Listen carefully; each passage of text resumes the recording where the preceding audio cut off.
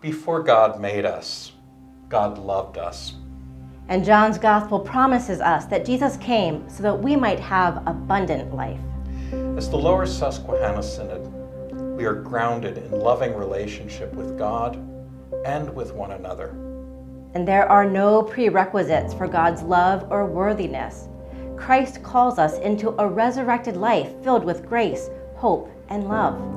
And sometimes, especially in this season, it's been hard to notice how God is working among us. Many of us are feeling spiritually tired and drained, and many of us long for connection with God and with one another. As baptized children of God, we are called to care for one another. Because we are journeying together, we are partnering with the Reverend Dr. Neal Hansen. He is author of the book Kneeling with the Giants, and he is someone who is committed to teaching and leading life-changing spiritual practices and prayer. And this fall, we will move into a season of intentional soul care. And as a community, we will gather in person and online for days of retreat and renewal.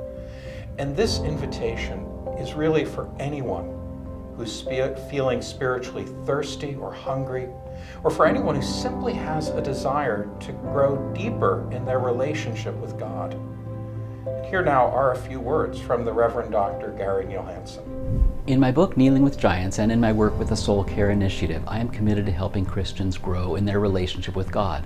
Luther describes prayer in relationship terms, where faith is what unites us to God as beloved children, and faith is what unites us to God as the spouse of God, the very bride of Christ.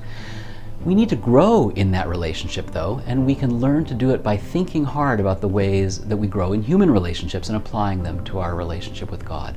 I like to think of it as three aspects, all of which we can nurture by finding good and helpful ways of prayer. Ways of prayer that help us speak to God, because in any relationship you need to be able to pour out your heart and mind and really be known. Ways of prayer that help us to listen, because faith and prayer are not monologues.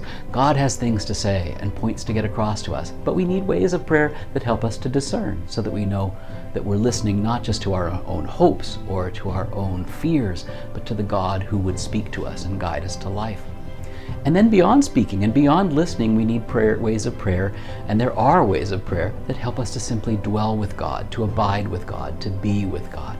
Ways of prayer that Christians traditionally call contemplative prayer, that lead us into the kind of deep communion that is thoroughly nourishing and life-giving to us.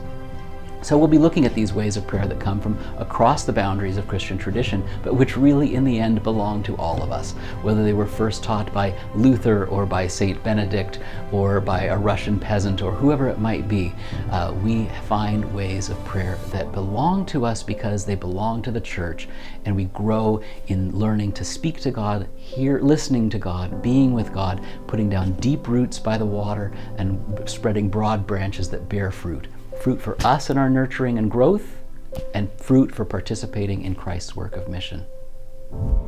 More information is available through our Synod's communication vehicles, including We News, Facebook, and our website. And in the meantime, we do invite you to reach out to either one of us if you have any questions or would like more information.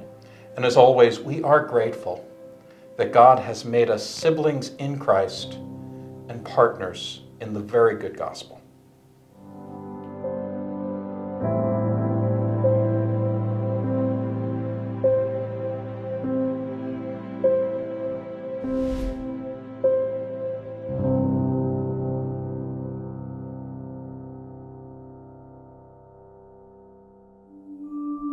Thank you.